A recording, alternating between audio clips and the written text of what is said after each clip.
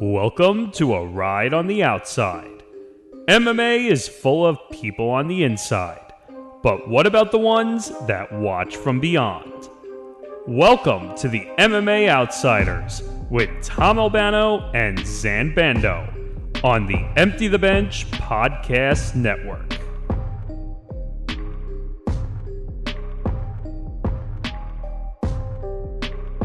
All right, we're here for another edition of the MMA Outsiders. This is episode number 94. Tom Albano here, not Zain Bando with me. No, producer Pat Danna is with me. Pat, how are you doing? I'm doing great today, Tom. Happy to be doing the show with you. I'm happy to have you here. Quite a bit that we have to talk about. A lot of different controversial kind of situations. Not everything in the inside of the cage or the ring or whatever. A lot of outside circumstances as well. Obviously, we also have a lot that we got to recap. Terence Crawford capturing the WBA junior middleweight title in a fight that, I walked away for the first time from a Bud Crawford fight feeling very disappointed. Plus a lot of fun that's happened this past week with the UFC and the PFL. This week's card, shield your eyes, but last week was pretty fun, so we'll discuss all that and more. Before we get started, make sure you hit that like button, subscribe, hit that notification bell so you get notified of everything here at the Empty the Bench Network. Again, make sure to subscribe to our YouTube channel, youtube.com/ETB Network. I think we've passed 820 subscribers now, so that climb to 1,000 is coming very, very soon. Yes, please subscribe. So please subscribe, help us with our goal. Make sure to follow us across social media on Facebook, X, Instagram, and TikTok at MMA Outsiders ETB. And make sure to follow the network itself, the Empty the Bench Podcast Network, on Facebook, X, Instagram, and TikTok at ETB Network. If you can't watch us, or you don't want to watch us, or you don't want to look at our ugly faces, then don't forget to listen to the MMA Outsiders wherever you get your podcast, whether it be Spotify, Apple Podcasts, Acast, so much more. And then, of course, if you are listening on those platforms, make sure to go to our YouTube home. Help us out over there.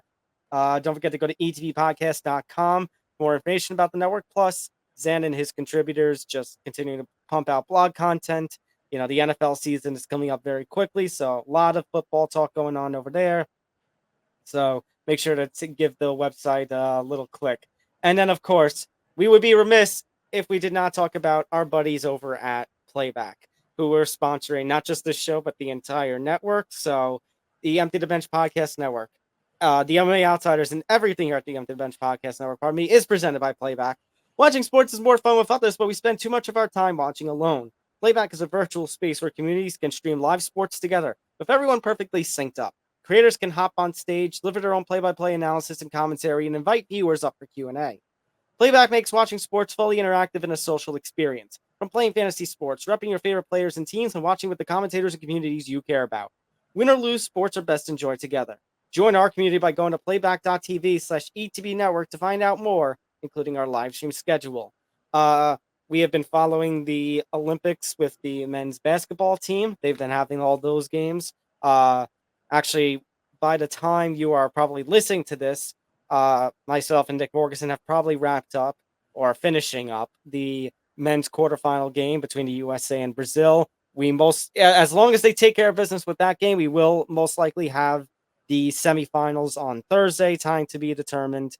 And then next week, considering not this coming weekend, Pat, but next weekend is UFC 305.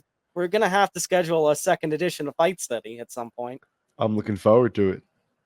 So hopefully Zain will be there with us too. So we will have full details on next week's edition of the MMA Outsiders, which very quickly, and I'll remind everybody at the end of the show too, but just to take care of business, due to a little scheduling conflict, the plan right now is Bando's breakdowns and the MMA Outsiders are going to flip next week. They're going to take each other's spots. So MMA Outsiders episode 95 next week will be on Wednesday the 14th, special 3 p.m. start time. When I say we're swapping slots, we are swapping slots. Okay. So just this is news to me. I know. That's a development in the last day or so. So not anything. All right, let's quickly just start to go into the episode because a lot that we got to talk about. there's for this first topic, let me just put this out there right now. Some of the views on this topic are definitely politically motivated. You can say maybe the whole controversy itself is politically motivated. And I hate talking about politics. Yeah, I hate politics. I think it's one of the most toxic things that we have in our world right now, at least here in the United States. Nevertheless, it is a big story and revolving around the combat sports world, revolving around the Olympic world, which, we like I say on ETV Sports, we only get to talk about every year, every couple of years, every 4 years in the case of specific Olympics, either winter or summer. So we will briefly talk about it, give our own little light on what we know about this situation. But right now, the hot button issue are those two female boxers, Imane Khelif Tai and Yu-ting. Hopefully, I pronounced those right. If not, I apologize. They are facing accusations of, entering the women's boxing portion, the women's boxing competitions of the Olympics while not being female. Uh, Dan Wetzel, I think, did a really tremendous job with some of his columns as of late talking about this topic. So the big accusation, of course, is that, and this is something, by the way, I should say that as MMA people, we're not completely unfamiliar with. I mean, well, just basically laying out everything that's going on here. These two competed in double checking. Yeah, the 66 kilogram division because everything is by kilograms because the United States is just not with the metric world like that. So it is their participation. Both fighters were disqualified from the 2023 World Championships last year, run by the IBA, which I believe is the International Boxing Association, for failing, quote, to meet eligibility rules.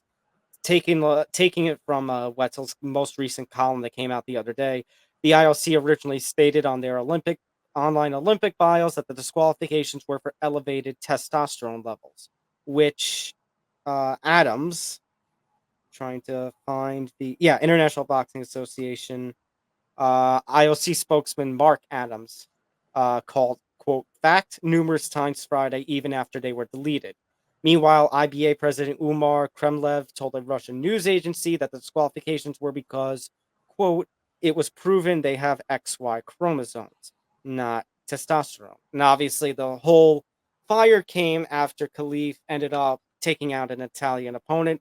It was like 40 something seconds, it only lasted a few punches, and the Italian opponent, whose name slips my mind, I apologize, said no mas and refused to shake hands, which, by the way, she has come out and said she regrets, because if she had shaken hands, then maybe this controversy would not be in such of a firestorm. Especially considering Khelif, and I think Yu-ting too, competed in the 2021 games in Tokyo, delayed by COVID. So before I get more into this column, Pat, if there's anything you want to open up with outside of those facts. You just said like a lot about the political side of things. I just think politics play everything into this. I've seen every argument about this just break out into a political argument, and it's just so sickening. Like, I don't know, like people can have views, and it doesn't have to be related to politics every goddamn time. Yeah, no. And like I said, I was going to mention, as MMA fans, we're not completely unfamiliar with this. Obviously, now the whole thing that has sparked a lot of wildfire is this idea, are they not female? Are they males who ended up becoming female and then getting into the transgender and cis talk, which, if I'm not mistaken, from the countries that these two are from, that kind of procedure is illegal. You can't do that. So I don't know, so that claim can be kind of baseless. And as Wetzel's article goes, it is possible. I'm not the biggest bio expert. I do remember learning about this years ago in bio class that it is possible that females can have XY chromosomes in a very, but it's very rare for that to happen. But Adams goes on to say, quote, "This is not a transgender case. There has been some confusion that this is a man fighting a woman. This is not the case. On that, there is consensus. Scientifically, this is not a man fighting a woman. We have two box," and then Thomas Bach from the IOC reiterates, "We have two boxers who were born as women, who have been raised as women, who have a passport as women, who have competed for many years as women." Again, going back to the point of why wasn't there any controversy sooner? I'll go into the test in just a second, but the direction I was going to go in is that as MMA people, and I brought that up because years ago, Pat, I don't know if you remember this, but the Fallon Fox controversy Yes, that of course. continuously plagued throughout, I think it was the 2010s, which was a case of somebody changing their gender and competing with women, which sparked a really wild and uncomfortable conversation and dialogue and dare I say accusations in that area. But even then, Chris Cyborg and Amanda Nunes, how many times, Pat, when those two have fought, have you seen comments from whether it be MMA Twitter or whatever that social media bargade about, oh, they're not actually women? Yeah, So many times. Dana White, the president and CEO of the UFC, there is a very infamous clip of him basically calling Chris Cyborg a man and walking around as if she were an ape or something. He said she looks like Vanderlei Silva in a dress. I mean, you Right. know, like he basically, just said she looks like a man in a dress. So that's the thing. When I think about some of the other times we've had, I guess, similar situations in MMA where it's like, damn, that girl doesn't look as much like a girl and like she should, I guess. I don't know. It never really sparks anything. There's never really any much controversy. There's never much anything. It's just No. they're a girl, you know. You kind of just take it for what it's worth. Mm-hmm. Um, The big I don't. controversy comes around. Well, the big controversy comes around those tests with the IBA, which have been quietly, almost kind of erased. And part of that, Wessel kind of goes into it. The IBA and the IOC dislike each other very heavily. And neither sanctioning body, let's put it that way, and it is sanctioning body, if you want to call it, neither is very innocent. As Wetzel kind of explains in his most recent column, the IBA has heavily been linked to Russia. Obviously, Russia has not had official participation in the last 10 years or so of the Olympics due to the events that took place in Sochi. And then, of course, they didn't help themselves, that country, when they invaded Ukraine 8 years later. So it's what's weird with Wetzel's column is he's like, oh, it's not a reach to believe that maybe the IBA is purposely trying to mess with the Paris Olympics, basically on behalf of Russia. So, it's very strange to talk about. It's one of those far-fetched conspiracy ideas that I'm not going to completely throw out, but I think that's completely like what would you say, 1,000 to 1 long shot, maybe? Yeah, I don't really know. That's an interesting controversy for sure, and it's not something I ever considered. Yeah. But the whole thing is the IBA had disqualified the boxers, quote, they had failed to meet eligibility rules. As mentioned, that we had those two conflicting statements by the IOC and the IBA about what the eligibility rules were. And Wetzel makes a good point. These two had failed a similar test in the 2022 World Championships in Turkey. So if they were disqualified then for whatever issue was, why would they allow in 2023? It baffles me of like how that was allowed to happen. And so the IOC, given their history and their beef with the IBA, discarded the 2023 tests. The implication was that the IBA wasn't sharing information. However, Wetzel reports that there actually was a letter from the IBA to the IOC on June 5th, 2023, detailing the test, including the lab reports. So the thing is, and Wetzel kind of explains it, the IBA can be, sinister and terrible, but maybe the tests aren't inaccurate. Maybe they are, maybe they aren't. And this is where Wetzel's big whole thing is that the IOC has done nothing about this. It's, oh, just trust us. Yeah, to trust an organization that has completely ruined countries, when it comes to hosting the Olympics. Let's just trust an organization that has a history of corruption and bribery within its own games. Yeah, completely. Yeah, no, it's obviously a crappy situation from every standpoint, honestly. I mean, it's a crappy situation from every standpoint. There's no good way to look at this. And the two big losers are these two. These two women are just themselves. They're themselves. They're competing, and they're like heat magnets of controversy. That's the upsetting part about this. Yeah, and that's all I'm gonna say. Really, more is just like you said. We see it in MMA. It's a question for a little bit, but nothing ever really comes of it. People are always going to make comments, always going to say something, but it never gets blown anywhere close. Can I be honest with you, Pat? I don't think this controversy is going to last much longer, because I guarantee you, a few weeks after the Olympic Games are over, this is just going to be completely. Oh yeah, for sure. And then people will find something else to be outraged about. Of course, yeah, I agree. Let's go on to something I really want to talk about, a real true controversy outside of the cage that really is going to maybe impact, the sport that we cover, Pat, and that is the UFC antitrust lawsuit. So we talked about it, Zain and I talked about it in previous weeks, that the judge was basically leaning in the direction that it was not the settlement, the $330 million settlement that was made between TKO, the new parent organization of the UFC and WWE, and the class action lawsuit fighters remember, there's two class action lawsuits, the Kung Lee suit from 2016, and then the Cajun Johnson lawsuit covering 2017 to 2021. The settlement has officially been rejected.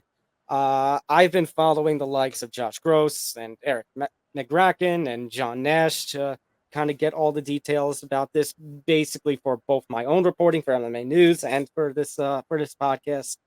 And basically, Judge Boulware, who is the judge that has been overseeing this, Richard Boulware from the one of the district courts of Nevada, he has rejected for a number of reasons. Primarily because, number one, the settlement number, $335 million, is completely different from that. The fighters could have gone upwards of $1.5 or $1.6 billion for this case. And if this were to go to jury trial and the UFC was found liable, it would be triple damages. So the fighters could have gone upwards to $4.5 billion. So there was that. And there was this idea that, and Josh Gross kind of talked about it, that the TKO wanted to settle, or the UFC, if you want to say that for simpler terms, wanted to settle both cases at once. So that's where the $335 million comes in. And Judge Boulware felt that could basically be double jeopardy for those in the Cajun Johnson case, because the fighters in the Kung Lee case were talking about money and basically accusing the UFC of illegal monopoly practices. The ones in the Cajun Johnson case wanted not just money, but contractual changes. So Judge Boulware felt that the contractual changes the UFC was giving up on top of just $335 million compared to $1.5 billion, felt like those in the more modern antitrust case would basically lose on both ends. Yeah, no, and it's the right move for sure, if you ask me, because I was so shocked when I saw that number. It was so much lower than what was expected, and I was almost disappointed that it was so low. So I wasn't surprised that it was so low, though. Maybe not surprised, but it wasn't what it was expected. You know what I mean? Like, it was supposed to be more, and I was hoping it would be more, but I'm happy it was rejected, but obviously, there has been some controversy over why it was rejected now recently. Yeah. So the case is now in Judge Boulware's most recent ruling. Basically, the cases are going to now be separated. So the Kung Lee case, Lee versus Zuffa, that is going to go to jury trial, it seems. And the first jury trial is set for October 28th. The Johnson one, and I actually kind of got this information because I was one of those who got that statement from the UFC, and basically got a little correction notice from the UFC to fully explain what was going on, or at least whoever's representing the UFC on the legal side. Basically, that case is still in its early stages. It hasn't even reached discovery yet. So for those who don't know what discovery is, I did a little bit of a little bit of where I worked previously before where I work now, dealt with a little bit of legalese. So basically, discovery is the part of the legal process where both sides disclose vital information needed for the case to one another. The Cage and Johnson versus Zuffa case has not even reached that point yet. So we're still far away from a jury trial there. Now, the UFC could elect to go back to the negotiating table, cough up more money to both sides, both cases here, to maybe prevent either case from going to a jury trial. It's just a matter of, does the UFC think, is there a point where the UFC is going to say, you know what, we'll just take our chances in the courtroom and hope that the cases get dismissed? Because if this goes to jury trial, yeah, we're talking way more than $335 million. But there is then a chance that both parties also lose their cases and the UFC doesn't pay anything up and doesn't have to make any contractual changes. Yeah, it just makes it a lot riskier for both parties. So I want to say the UFC is going to go back to the table, but the question to me is, what number is going to satisfy Judge Boulware? What number is really going to satisfy, all parties involved? Because the UFC, I'm wondering, like, if they're going to go to $1 billion, and they may just say, maybe we'll just take our chances then. Yeah, I guess maybe it depends on what they want to do. I think they should just go up to $1 million and just settle at that. But you're right, though. They might just decide we'll take the chance and we'll go to trial and see what happens. And the strangest part about this case, like, it's a twist and turn that just doesn't go away with some of these stories involved in the UFC this week. And one of these is that Dana does an interview with Kevin Iole as UFC Abu Dhabi is going on. And he claims that he and Lorenzo Fertitta, who was part of Zuffa, former parent company of the UFC, that the two of them went to high school with Judge Boulware. And Dana's claiming that this is all a big personal grudge. Yeah, that one's a funny one. I'm not denying it either, because apparently it is true. Apparently this is a true statement from what I saw. I'm not sure 100%. Yeah, I wasn't sure 100%. I did some look up to it. Dana and Lorenzo Fertitta did meet at Bishop Gorman High School. I want to say in the 80s. They didn't become friends until close later. I'll just read right off the Dana's wiki. White said he disliked school and got kicked out of Gorman twice. And he actually didn't end up graduating from Bishop Gorman. He graduated from a place called Herman High School. So Dana didn't stick around all too long with Bishop Gorman, even though that is where he met Lorenzo. So I wasn't able to find any background information about Judge Boulware, though. So I want to say there is maybe some truth that could come of it, but who's to say? Who's to say that any of them they had any sort of interactions on any side? Yeah, I mean, there's nothing saying they have, but there's also nothing saying that they necessarily haven't. So I'm kind of tempted to kind of try to pull some strings to kind of find this information out. Maybe we should try to find the old Bishop Gorman High School yearbooks. I'm pretty sure there is one. I mean, Dana White posted a picture from his high school yearbook, so there definitely is some out there.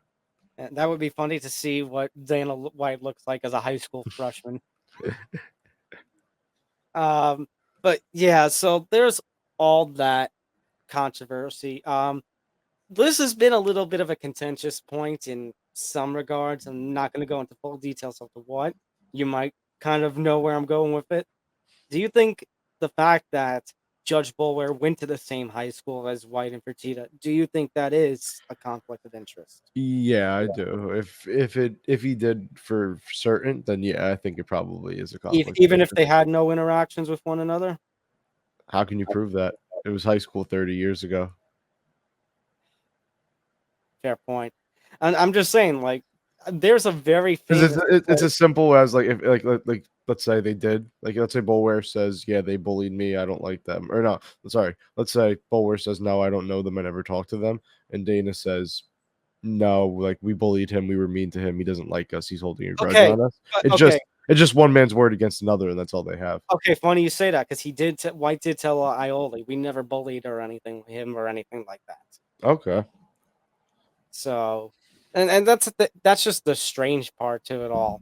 And the thing is, and McGracken, who I mentioned in the other story, kind of Mhm. pointed out this case he's been overseeing the trial for 10 years. If that's true, why is this being brought up now and not sooner? Very poor research potentially into the assigning the judge. I really don't know because that is if it's true, it's a conflict of interest for sure. And and, You got to and clear something like that. and Dana, and I guess for Dana, it's a matter of he said it himself. He lets his legal people do all the work for that. So Yeah, that would be a failure on their part then too, if that were the case. yeah. So at this, and I don't know if you can do something when we're at this real pivotal point of a case. I mean, we just had a settlement, and the judge actually, in a very rare move, said no. And that's the Mhm. shame part, because if you say conflict of interest and you replace the judge, again, you run a risk where maybe the fighters aren't going to get anything. It's just it's a weird situation right now. We just got to see how it plays out. Hopefully, I mean, hopefully Judge Boulware didn't actually go to high school with Dana White, so let's hope that doesn't have any truth to it. But if Let's it hope. is, it really could cause some issues in this case. Let's talk about the Muhammad Mokaev situation. Just because this case, speaking of a case that just doesn't seem to end and has so many twists and turns to it, this situation continues to as well. So when Zan and I last left off last week, we had that story out there from Ben the Bane Davis, who talked about that he had received a DM basically implying that Mokaev and his team were in talking with the PFL before the fight with Manel Kape, maybe trying to get leverage on the UFC, which is illegal and may have played into the reason why Dana made those comments about the PFL is going to get a great guy, great undefeated prospect in his comments after UFC 304. Since then, however, Damon Martin of MMA Fighting reached out to Mokaev's team, and Mokaev's team basically said that was not true. And you saw Ben Davis put up a whole apology. Our boy Brett Cagle from Bunger's Chance actually asked Ray Steffo at the PFL press conference about, did the PFL have any interest in signing Mokaev? To which Steffo said, "No, I've heard from people, and no, he is, in Cepho's own words, a pain in the ass to deal with, and they had no interest." And Mokaev weirdly tweets at him and says, "Yeah, I wasn't going to take your offer anyway," which has actually sparked some people to say, "Wait a minute. If you're saying that, your team was saying that there was no contact between you guys, and you're making a statement like that, kind of implies that maybe you were lying a little bit and that Yeah, you there, did." there might have been some contact. Yeah, exactly. But one thing I will say is Ray Cepho, I really wish it was Don Davis at that press conference because Ray Cepho, no, because Ray Cepho is a coach at Extreme Couture. Manel Kape trains at Extreme Couture and just fought Oh. Mokaev. They've had all that back and forth before the fight. It seems like they were all right after, but before the fight, it was very Right, the hostile. sucker punch, the 2 Yeah. altercations. So Yeah. so you're asking a guy who coaches at the gym Mokaev trains at not Mokaev, Cop trains at, if he's gonna like sign Mokaev, it's like, if you talk to Don Davis though, it might have been a little bit of a different situation. I'm wondering, and again, I have no attachment to this story, I just write results with, PFL and such, but I'm wondering, knowing Don, if maybe it's only a matter of time before he does come out to talk about the situation, because he's not a guy who shies away from situations like this.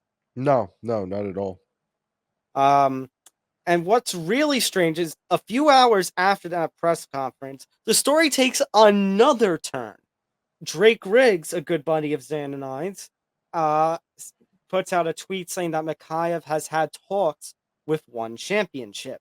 Now, One Championship's future with MMA has been in question over the last year or so, given financial situations, given the fact that They've run more kickboxing, Muay Thai, and boxing events than they have MMA fights. But according to Drake, Mokaev told the One Championship people that he intends to re-sign with the UFC. Now, it's unknown if they actually are going to re-sign him after all this hullabaloo, or if this is just a big ploy by Mokaev as trying to get back into the UFC. But then we had one more twist in a video interview with MMA Junkie that has now gone private, where Mokaev is basically begging the UFC and saying, I will fight my next fight for free. So this just continues to twist and turn in directions that I did not think that this was going to go. Yeah, this has been a very strange situation, and I think it's just BS because I think Mokaev never should have gotten released in the first place. I just think there's more complicated guys that they deal with on a near regular basis, and I think that with a guy like Mokaev, even though they might not think it's worth it, I think it is. Maybe this is the wake-up call he needed. I just think that if that's the way you wanted to do it, that's fine, but he should be back in the UFC. He shouldn't be fighting anywhere I else. think inevitably he probably will end up back in the UFC, given if a different circumstance doesn't play out, which I will go back to in a second. But I mean, Mokaev, you know, I understand your point, and it does come off as hypocritical when you've had Jorge Masvidal three-piece and a soda to Leon Edwards, And then Conor promoted, McGregor, and then promoted it, and then right? Connor Promoted. through a dolly promoted it. Mm-hmm. And the fact that they were promoting all of the stuff in the lead up to the cop fight. Yeah. Now, did the fight absolutely suck? Yeah, and I don't think, and the fact that Mokaev in a pre-fight interview said that the UFC had told him to work on his fighting style and put on a show like that, and the fact that Mokaev did have that quote tweet in response to stuff, he's not a very good business person. He is making some really poor, or the people around him are not making great business calls from his standpoint and aren't helping his case. So from that standpoint, yeah, I kind of get it. But like you said, the UFC has dealt with much worse headaches in the past. So and he is an undefeated rising star at flyweight. So and it's not like he hasn't finished people before. So the thing is, Mokaev's manager is actually Tim Simpson, which leads me to believe that there shouldn't be any issue there in terms of his connection with the UFC. He manages multiple guys that were our UFC champion level, so I don't think there's any issue with that side of it. The fighting style, I get it. Like, it's boring, right? It's not entertaining. It's not attracting fans. Well, Pat, that goes to a point that I made last week, though, that Nate Maness got released despite having the finishes and stuff, and now apparently he's going to sign with a different promotion, which leads me to the belief, it's not true, and this is all speculation on my part, but it has been speculation considering Mokaev and Maness's departures. There may be some smoke there. This might just be another attempt by the UFC to dismantle men's 125 again. I don't think so. I think they have enough talent up there that they're all right now. I really don't think I want to believe that. I want to believe that, Pat, but this is Dana we're talking about, and Dana just hates flyweight, it seems. I guess. I don't know. I'm unsure on it. I just think it would be stupid to do that. When Figueiredo and Moreno just gave you, over the past few years, four of the greatest whores that the UFC has ever had, trying to promote the different markets here. And you have a Brazilian champion over there.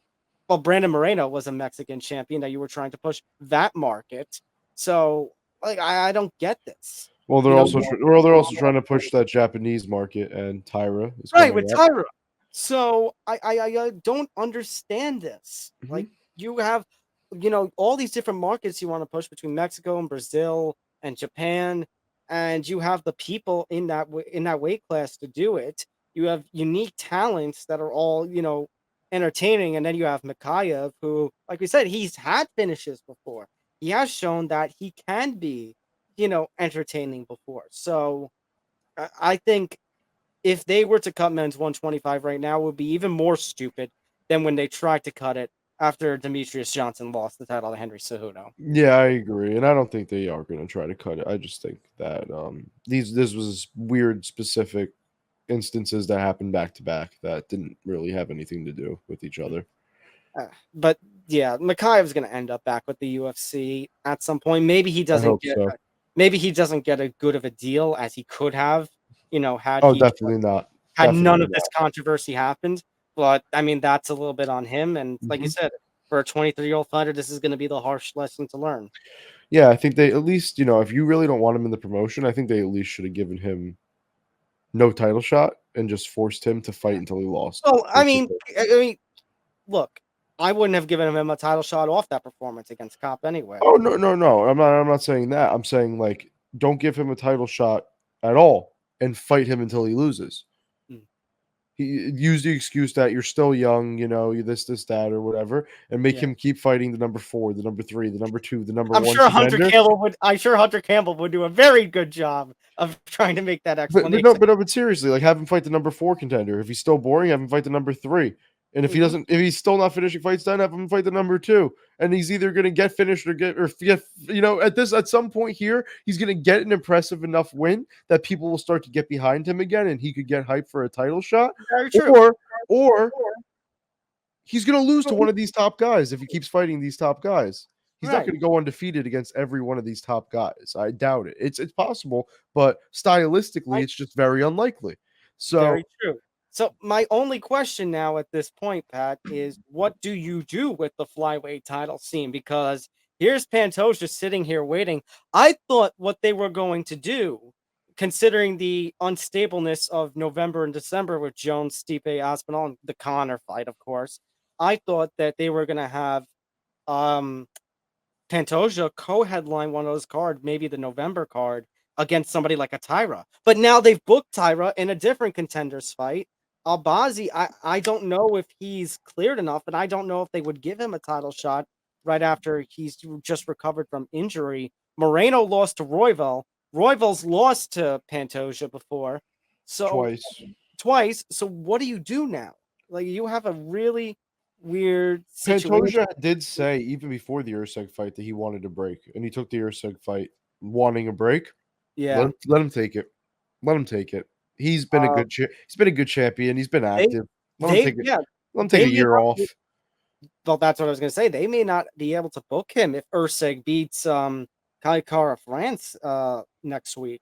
Although if Kai Kara France wins against Usyk, then maybe you have an idea for a fight So towards the end of the year. in what my opinion would be, just based on everything, let's say Usyk does beat Kai Kara France. I want to say that's the consensus right now. You have Usyk, you have a guy like Tyra fighting Royval, then you have a guy like Albazi coming back from injury. Moreno's teasing a return as well. You have a little like tournament you could do there for like who lines up for the next title shot, or you could have like a 2-sided tournament between 4 guys. Whoever's more impressive gets the first title shot, and then whoever isn't more impressive either has to fight again or just gets the next one. But it just gives you some time for Pantoja to take off and for you to really figure out a flyweight title fight that the people are going to want to actually watch. Because obviously people would want to have watched the Tyra matchup, I would think, but they just booked him. And obviously no one would want to see the Royval fight for a third time. The Moreno fight. I love Brandon, but no. I love the Moreno fight would be 4th, right? Technically, because of the tough fight. Because of the tough fight. I love both Brandons, but no. No, so neither Brandon makes sense. Usyk just fall for it. Even if he wins, it's like maybe a little too soon. Like there's still time here. So I just think you got to give the time, let the division play out, book the right matchups, and see what happens. That's just all you got to do, and let Pantoja take his break. That's all you can do at flyweight. And that's a shame, because if Mokaev did perform to the level he could have and finished Cop, maybe we are talking about a Mokaev title shot. But c'est la vie at this point. Yep, sadly. Let's talk about UFC 308. So, and by the way, just going back to this for just a second, I guess here in New York we will have to settle for a Bilal Shavkat co-main event in November. We know that's gonna happen. Hey, are you gonna complain about it though? I don't think it's the strongest co-main event. I think I would have rather watched Tyra and Pantoja as a co-main event. Interesting. I like Shavkat a lot, so I just don't know if getting a title shot off of a win over Stephen Wonderboy Thompson really is great. I get it for sure, like that aspect. It's more just about like the dominance and like the undefeated record. It's more of like an Islam situation, you know. That's kind of what I compare it to. The win streak, the dominance, like just that. Let's talk about UFC 308, as I said. So, as kind of alluded to and Helwani confirmed, unfortunately, Islam Makhachev, due to his hand, Oh wait, is no. out. He will not happen. So, him versus Arman, they are going to try to rebook maybe Q1 of 2025. So, instead, Ilya Tapura, Max Holloway, given the circumstances of them being unable to find a location in Spain, they get the replacement Abu Dhabi main event for 308. October 26th at the Etihad Arena, where they just had the last UFC fight night on Saturday. Really solid matchup. Like I said, very well deserved matchup considering what Holloway did to Justin Gaethje, and given that they really want to push Topuria as a big face over at featherweight, and what you got to do for him to reach the levels you want to reach, you got to beat Volkanovski again, and you got to beat Max Holloway. And here's one of those opportunities right here. All I'm gonna say, there's nothing negative you can say about this fight, other than the fact that since Islam and Arman is off, this fight probably would have been in Salt Lake City for 307. So now Salt Lake City is out on a headliner, and And I said it last week. They're gonna have to. They're gonna have to eat it. They're gonna have to do Pennington Pena in 307. Well, that it seems like that's confirmed because apparently Tisha and was alluding to fighting on the same card as Raquel. I'm wondering if And 307. Tisha just got announced for 307. Yeah. So I mean, and Kayla's announced for 307. Carla Esparza is now going to have a retirement.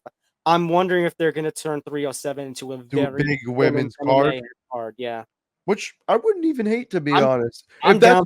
You know what I mean? Like if you put on some solid matchups women's wise on that card and you just turn it into a big women's card, why not? We really don't get those. I would have rather they pulled the trigger on Kayla after what she did to Holly Holm on a big stage like 300. Oh yeah, but I understand why you give Pena the title shot, considering she was the one who upset Amanda Nunes. Yeah, no, I 100% would think Harrison should have gotten the shot over Pena, but at the end of the day, it is what it is. You know what I mean? I think Harrison will end up the champion regardless eventually. And but otherwise, 308 main event. Topuria Holloway is an absolute banger. There's not much you can say about this fight. We all knew it was coming, and it's amazing. Four confirmed main card fights announced. Co-main event, the rebooking of Robert Whittaker, Khamzat Chimaev, which, I mean, on one hand, Khamzat Chimaev, another guy that just gets chance after chance, even after all he goes through. But on the other hand, with Robert Whittaker, I know some people are complaining, what about him with a title opportunity? What more can you do? Because right now you've got Dricus and Adesanya who are going to face off next week. And like I said last week, Sean Strickland basically has to be guaranteed a rematch with whoever wins that fight for the title. For Whittaker, at this point, you just got to take care of business with Chimaev and then hope Strickland loses, so that way you have a clear path to whoever's holding the middleweight title after all that. Yeah, no, exactly. So there's a lot going on this card. It's kind of crazy actually, because like just looking at it, like Whittaker Khamzat was supposed to be the main event of a big fight night a couple weeks ago. A big fight night, maybe a couple months ago, I guess now, but it feels like it was only a couple weeks ago. And now we get that with some other big fights. You have like probably like what, a title fight and 3 number 1 contenders fights on them of these 4. You know what I mean? It's like Gan Volkov, Ankalaev, Rakic, and then just in the fights that have been announced but probably aren't going to be main card, like the prelim fights so far. Danny Ige, Lerone Murphy, Kennedy Zeku, and Marcos Rogerio de Lima, Jeff Neal, Rafael dos Anjos, Renat. Pardon me, I'm going to butcher this. Fak Retinov, and Rusubov. Like, this actually sounds like it's going to be an insane card on paper. It really is. Like, I'm very pleased with the way this card is coming out. And the fact that it's going to be daytime here because of the Abu Dhabi time. And let me just throw it out there. Magomed Ankalaev, Alexander Rakic. I've been on record saying this is a fight that I wanted to see for probably about 2 years now.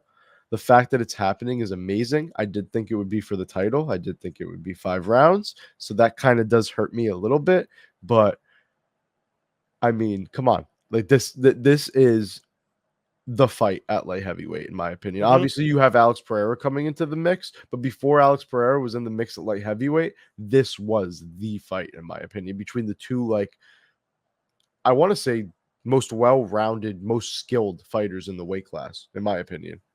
It's not far-fetched to say that. Mm-hmm. That said, Danna hates Ankalaev, so he will do anything to not give him a title shot. He's hoping Rakic kicks those legs out. That's what he's hoping. That's exactly what he's hoping for. And that's the thing with the Gan Volkov and Ankalaev Rakic fight, because then it comes up a question of what you do. Because I've been on record saying this, and I will continue to scream it from the mountaintops.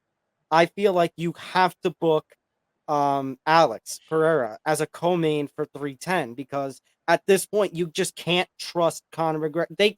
The UFC would be stupid, downright.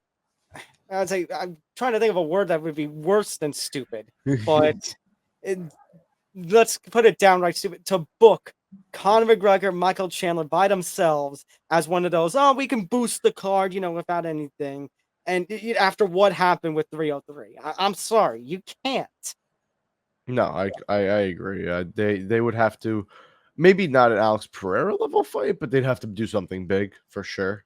I would say Alex Pereira, though, because Alex Pereira has proven he can take Conor McGregor's scheduled cards, and when they're not having Conor, he can still elevate for sure. and draw people. So for sure, it would just hurt the scheduling a bit, in my opinion, if you have two of the guys on like that on the same card. Yeah, that's my only thing, because we do complain a lot. We are haters of the UFC's poor scheduling sometimes. That would definitely be something we'd look back on and be like, this is the reason why the scheduling sucks now.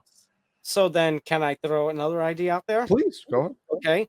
Can we move Bilal Shavkat to December instead? Because now, if Tom Aspinall really is going to be a mandatory backup, and like I said a couple of weeks ago, and it seems like Dana's going to, you're telling Jones and Stipe, your fight falls out again, whoever's still in the fight has to fight Aspinall at the Garden, then you have a main event either way. So I love that. That is what I am. I'm all for that. But one reason I'm concerned about Gan Volkov is because, I've been on record saying I think Jones will retire after the Stipe fight and questioning his true fight to fight Aspinall. But I think if Stipe falls out, Jones will be willing to fight Aspinall in MSG. I don't think Stipe would be willing to fight Aspinall in MSG if Jones falls out. I think Stipe wants Jones. So then comes the question, if you throw Gan, like my mindset was in the last couple weeks, was Gan's going to fight in Paris, he'll get a win, and then he'll be second in command if both of them fall out, and he would fight Aspinall. Now that you've booked Gan for Abu Dhabi, what happens in a scenario like that? Jones gets hurt, the title's vacated, and Stipe doesn't want that. Then what? You got to have somebody in mind, because right now, in my mind, if you're going to book Gan, and either Gan or Volkov can't make the turnaround, or worse, Gan gets knocked out, you're looking at maybe a Curtis Blades trilogy at this point. That is interesting to think about, huh? It's true. I think if John Jones pulls out, I don't think Stipe is going to be willing to fight Aspinall. Yeah, that would be an ugly situation, wouldn't it? Mm-hmm. Well, I will say, if Volkov knocks out Gan, Volkov should be able to make the turnaround. Volkov should be able to make the turnaround, and a rematch with Aspinall would make sense more than a third fight with Blades, I think. I would say so too. Well, because Volkov's already lost to Gan, so this is a rematch. If he beats Gan in a rematch by KO, you should give him the shot to. But what if it's Volkov by decision? What if Gan and Volkov put up a stinker? Unfortunately, like their first fight when Gan beat the decision. Oh, Yeah, that messes things up a little bit. That's why I'm saying. That's why I said earlier for November and December, you gotta have like these are cards that I think you gotta have another title fight as a co-main just in case anything goes wrong. No, I agree with that. I agree with that for 100% certain. The December and November co-main events need to be nearly as good as the main events to ensure the fact that those risky main events could be made up for if something happens. Yeah. All right, moving on to briefly go over this past weekend's fights. Terence Crawford, he is the WBA junior middleweight champion, took out Israel Nadramov in a decision. And look, there are a couple of ways I can go about this. First of all, for all the complaints that we have about certain cards, be it PFL or be it some UFC pay-per-views, oh my God, was the pacing of this boxing card the most trash I have ever seen. The prelims starting at 6 o'clock and the main event not walking until about 1 a.m. Eastern time. I will be honest with the people, Tom. Yeah. I fell asleep. I had to be up early the next morning, and I was laying in I bed, dozed off and I in the middle of fell everything. asleep during the walkouts for the main event. So I had to go back and watch some I highlights. was able to catch most of the fight, but there was a point where during that whole thing where I dozed off because we go from our co-main event, which was a good fight. Mhm. Then we have Ala Sheik getting inducted into the Nevada Boxing Hall of Fame. Yes, which of course. the only thing, I mean, I get it. I get what he's doing for the sport, but I don't know off of like a year or two. That's know, my thing. I don't hate it in general. I really don't hate it in general. But But it's when only you been do it like after a year or two. this much time, it makes it so Yeah. meaningless. It's you know what it sparked a thought in my head. You know what it kind of reminds me of? Have you What? ever seen that meme of Obama awarding the presidential medal to himself? No, I haven't. that there's this meme of Obama awarding out presidential medals, and there is one which he awards it to himself. Or for the wrestling crew, there is that image of Triple H how he takes photos of all the new champions and the new stars, of one where he takes a photo of himself. So basically, that's what it felt like. It's like, oh, I'm gonna reward myself with a Hall of Fame induction, and then on top of that, we're gonna give away a new car to somebody. We had to do this on the broadcast in the middle as they're waiting in the back for the main event. I would not have been shocked if we saw something like we saw with Canelo and Kovalev, where one of them is asleep waiting like that. No, seriously, because it was ridiculously long. I mean, I was so annoyed because I realized I was gonna go to bed and I was like, oh my gosh, I'm not gonna watch this fight. So I had to go back and watch the highlights and like. And the fight itself was not good. There weren't many. There weren't many highlights. This is the first time I have walked away from a Bud Crawford fight disappointed in Bud. And rightfully so. I mean, obviously he did move up in weight again for this fight, so you have to consider that a bit. But his opponent had a lot less experience than him, like a lot less experience. I'm talking 30 fights here. Yeah, and the competition. I mean, Crawford and all the names that he's fought versus Nadramov and the names that he's fought, it's not even a contest. And I get it. This is Crawford's first fight. You know, like you said, moving up in weight, fought Spence, last year and hadn't fought since. But it was still, this was a fight where I feel like you should have taken care of business. I think Zain and I predicted anywhere between round 5 and 9, he could have gotten a knockout. And the scorecards, I mean, we talk about crap scorecards, but 8-4, 7-5 was not bad. There was a legitimate chance had he taken a round off where this fight could have either been a draw or a loss, and Crawford wouldn't be the champion, which would have just killed his value at that point. No, I mean, and that's the crazy part to think now is like, okay, obviously Crawford, going up in weight and everything, even if he doesn't get a finish, maybe it's all right.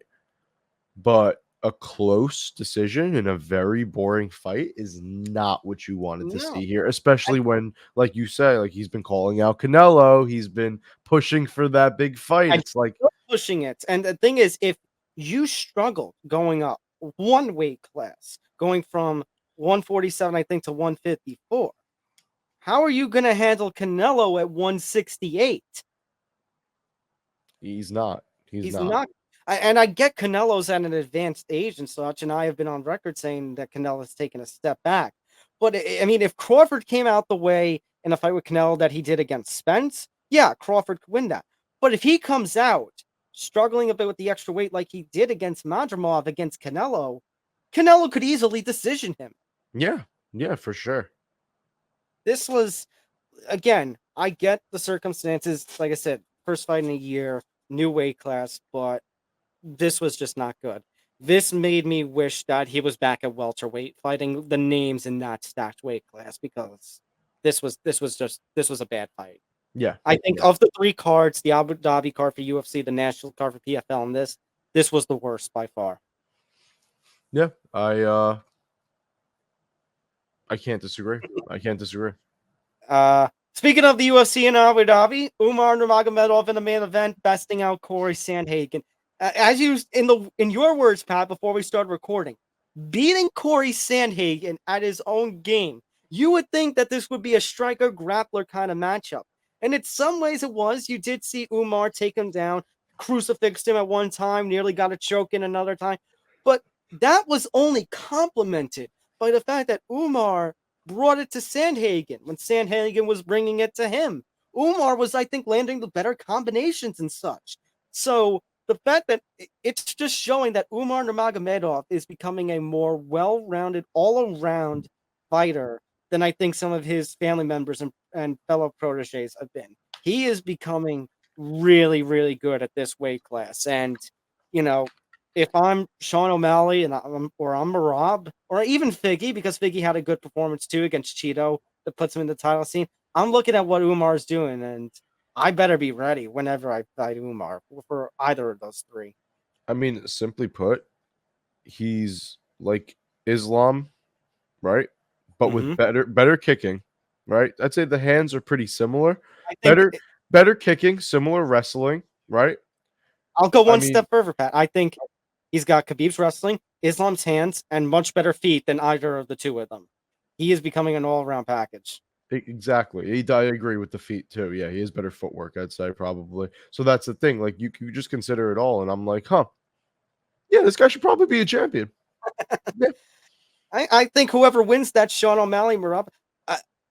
Imagine Marab versus Umar. That's the fight that everyone's been talking about for years. I mean, for years, people have been gassing up that fight as a potential like eventuality, and we're 1 win away from that being next. Yeah, if Marab gets there's just this rainbow-haired guy that stands in the middle of everything. But can I be honest with you? And I said it last. I think Marab is going to win. I think Marab will beat O'Malley. I think either of them really could win. I think it's going to be close. I really do. Well, whoever wins might be in a little bit of trouble if Umar comes out the way that he came out against Sandhagen. Exactly. Yeah. No. I mean, just all these fights, like whether it's Umar and O'Malley, Umar and Marab, like all that hype that we talked about with lightweight and that we talk about in boxing with welterweight. These days, right now with MMA, it's bantamweight. There's so much talent. And then when you figure in Figgy getting a massive win over Cheeto, it's like he's in there too. It's like it's a very fun time. What did you say? He was the first to knock down Cheeto in 25 fights? 24, I think it was. 24 fights. Okay, but still, that's unbelievable. It's fantastic what's going on with bantamweight, and there's meanwhile when we have my bad, sorry, 34, my bad, not 34 fights. Okay. Fights. Sorry. But anyways, we talk about lightweight and trying to figure out the situation over there, heavyweight trying to figure out a situation. We don't have that at bantamweight. Bantamweight's basically a plug and play right now, given everybody's talent.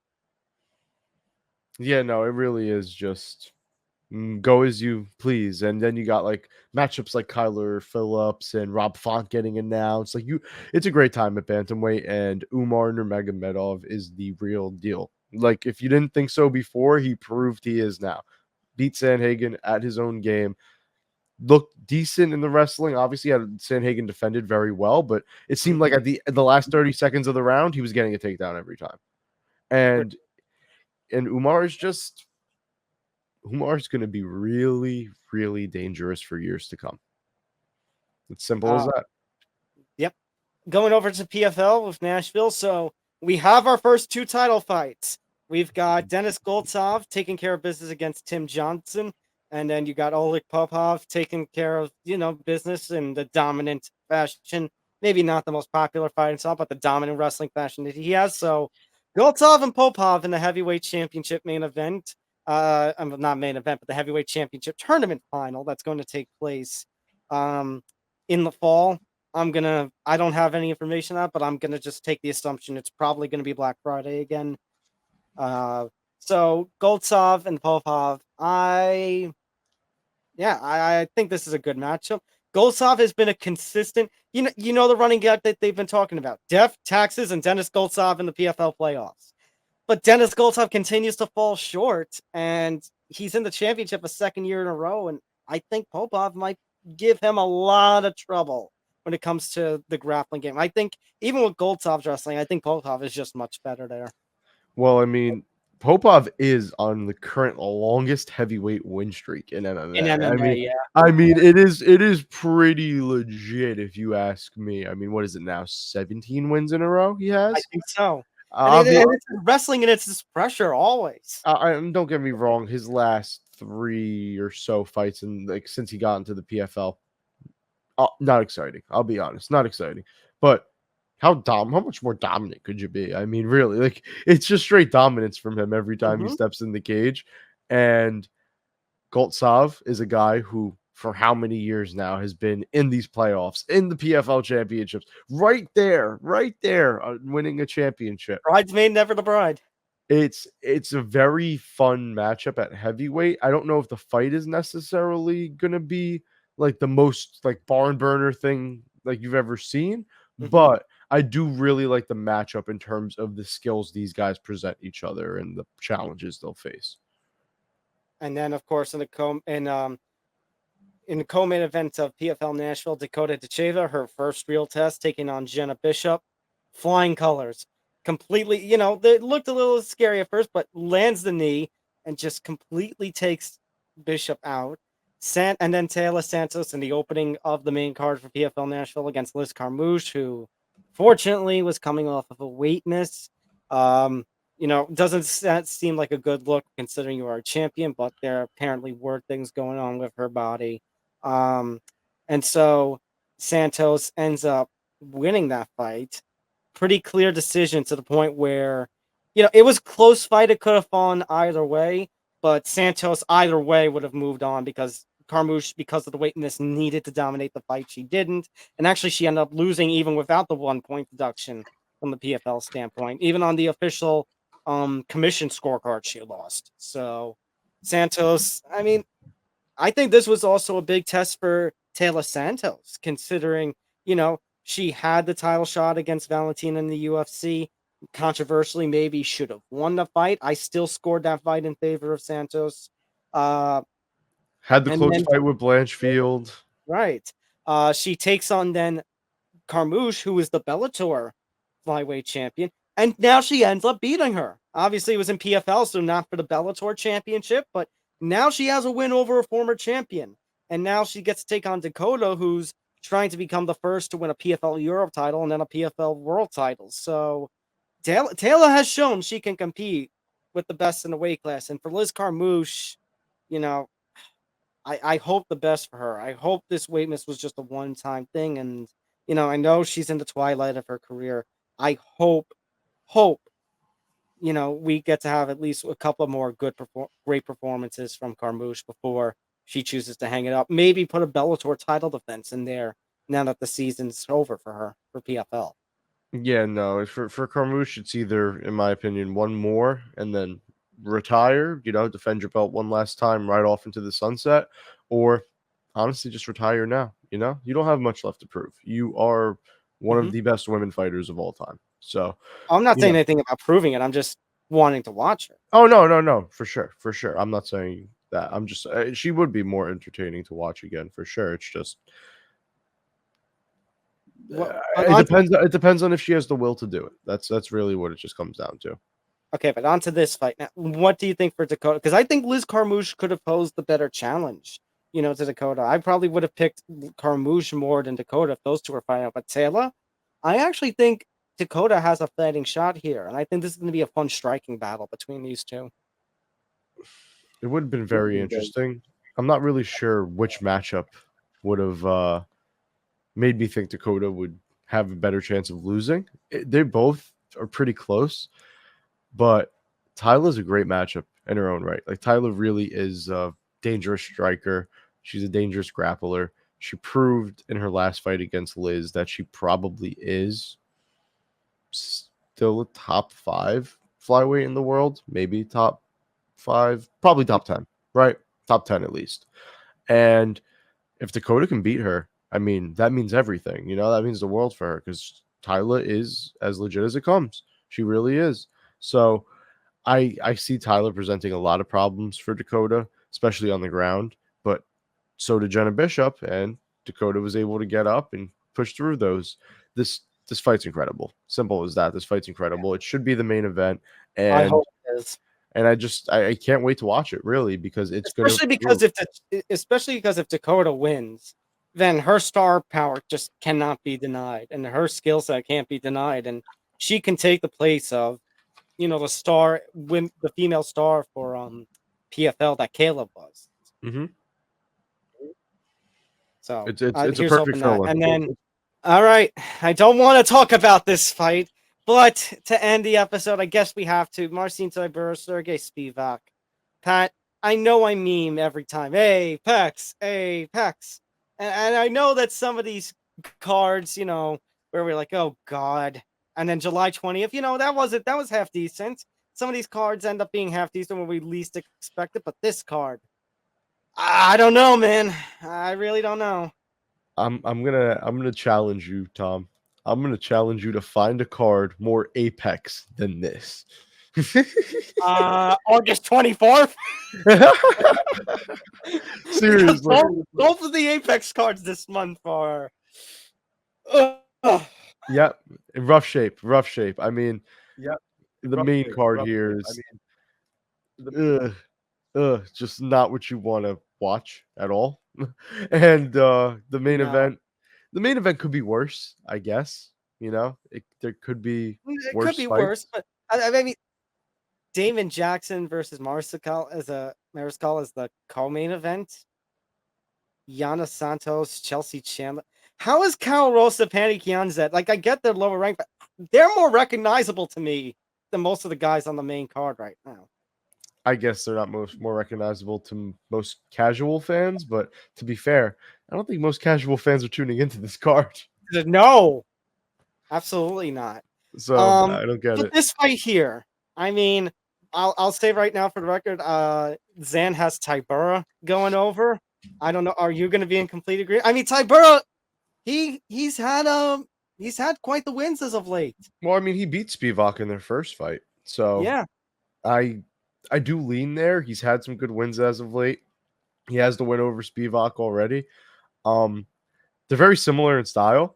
I just feel like Tybura's gas tank holds up better over a 15-minute fight, and this is a main event, which is 25 minutes. This is a 25-minute fight. So my thought process is if Spivak doesn't lock in a submission early, then Tybura should be able to really kind of, outlast him and then maybe find a submission late or just win a decision or something like that. But if I'm not wrong, I don't know if Tybura has never lost by submission. No. So Spivak would either have to be the first man to submit Tybura in 33 fights, or he's got to outlast him over 25 minutes, which I don't see happening, or knock him out. And Spivak doesn't really have heavy hands like that. No. And you consider that Spivak's Tybura's only losses in his last 5 fights are Alexander Volkov and Tom Aspinall. So, yeah, I'm gonna lean. Yeah, I mean, you kind of have to. I think you kind of have to lean Tybura here. Yeah, I have no. You're leaning Tybura, and I'm gonna lean to Tybura. Tybura by decision. I think we're all in agreement on that. Yep. Maybe late sub. Maybe I'll change it to late sub by the time the fight comes. But for now, Tybura decision. We'll go with that. All right. Just a reminder, special day and time next week for MMA Outsiders. We will be on Wednesday, not Tuesday. Special 3 p.m. Eastern afternoon time. Obviously, you're listening to us on the audio end. You'll get it a few hours earlier, I think at noon Eastern. So just a reminder there for the little change in schedule. We are swapping spaces with Bando's breakdowns. So hopefully when you watch Bando's breakdowns tomorrow, Zan will explain the situation just as much, if not better than I am. But yeah. Other than that, that's all we've got right now. Next week, we preview UFC 305. We'll have a fight study on Playback. Time to be announced. Should be a good one. But for now, hit that like button, subscribe, hit the notification bell. Again, subscribe to the YouTube channel, youtube.com/ETB Network. Make sure to follow us at MMA Outsiders ETB and at ETB Network. Go to the website, etbpodcast.com. And don't forget to listen to the MMA Outsiders wherever you get your podcasts. And again, shout out to our friends over at Playback. All right. For Pat Danna, I'm Tom Albano. We'll see you next time on the MMA Outsiders. Until then, take care, everyone. Take care, everyone. Thank you for having me on, Tom. Of course.